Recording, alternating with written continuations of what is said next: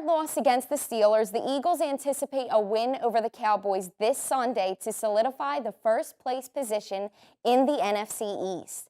There is also a possibility the Eagles' first-round pick, Jalen Reagor, may be back out on the field with the rest of the team Sunday night against Dallas.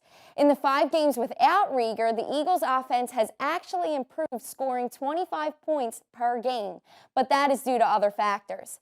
The idea of adding Reagor along with Dallas Goedert to an offense that was already on the upswing is exciting and may give this team the maneuver they need to pull out a win.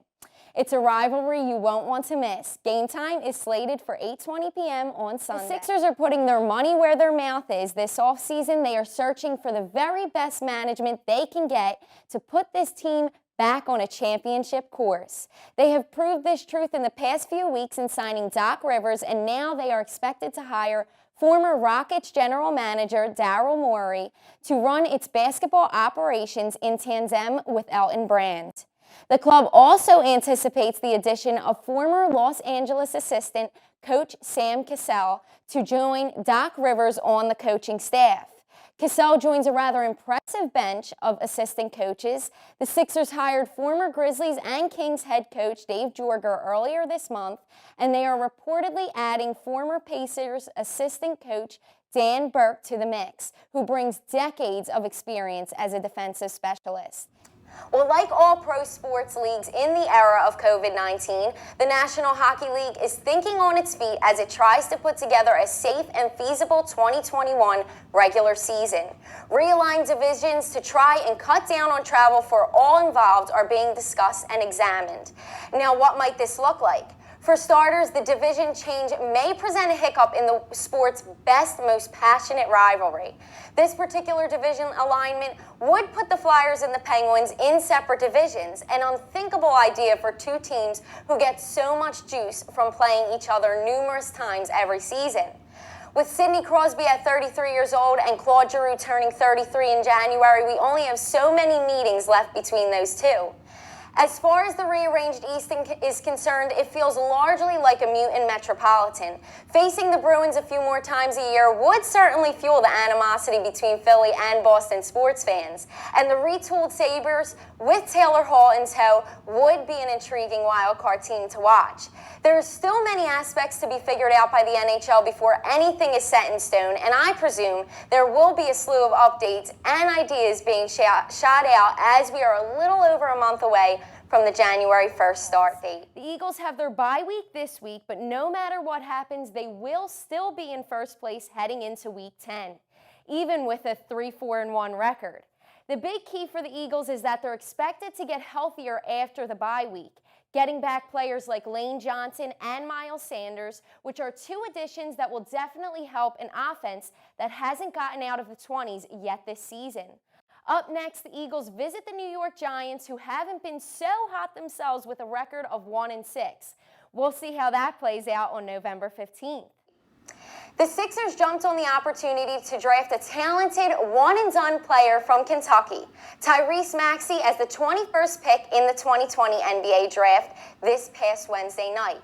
Maxey is appealing to the Sixers in many areas, including his ability to play both on and off the ball, along with his hard-working defense. The 20-year-old is a high-energy player who already has experience in working out with Ben Simmons. With this being said, it may be an easy thought to envision Simmons and Maxey sharing a backcourt in certain lineups, with Maxey guarding point guards while Simmons matches up against wingers. However, he still isn't the elite shooter the Sixers could have benefited in if they had acquired Terry or Bain.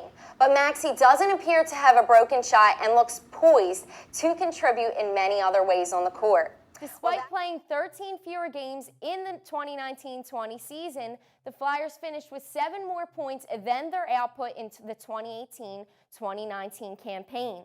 The Flyers ended up at a record of 41, 21, and 7 with 89 points in over 69 games, making the biggest jump of any NHL club. Head coach Alain Vignol's system welcomes defensemen to push the puck and join the play.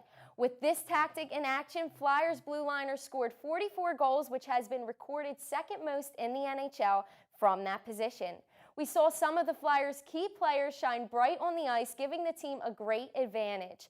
Ivan Provorov's growth into a power play quarterback was a huge development for the Flyers. The 23-year-old led all NHL defensemen in man advantage goals while finishing with 16 power play points after amassing 12 over his first 3 seasons with the club.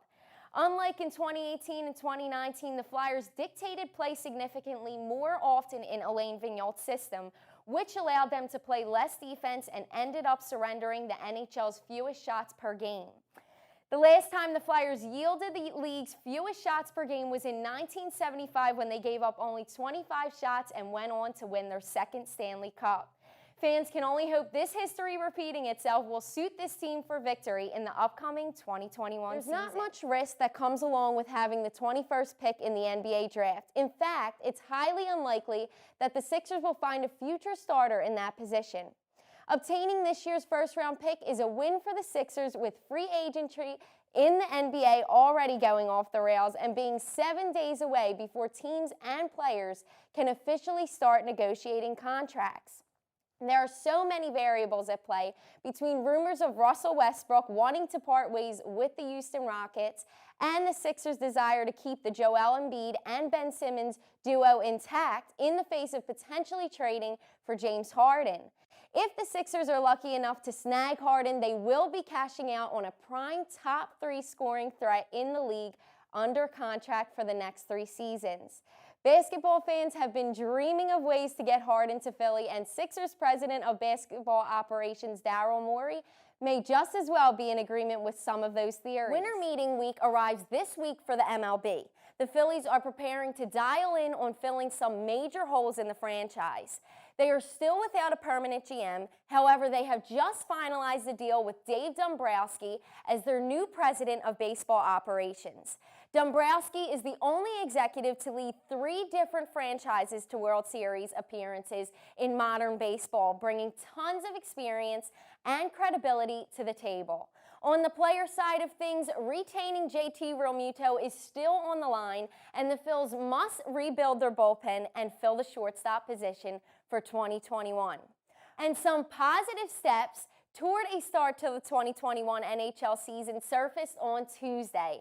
The apparent labor dispute or misconstruing that appeared to be a roadblock has been resolved between the NHL and the NHL Players Association. If the roadmap remains unchanged, we could see Flyers open training camp in Voorhees, New Jersey around January 1st in preparation for the new season.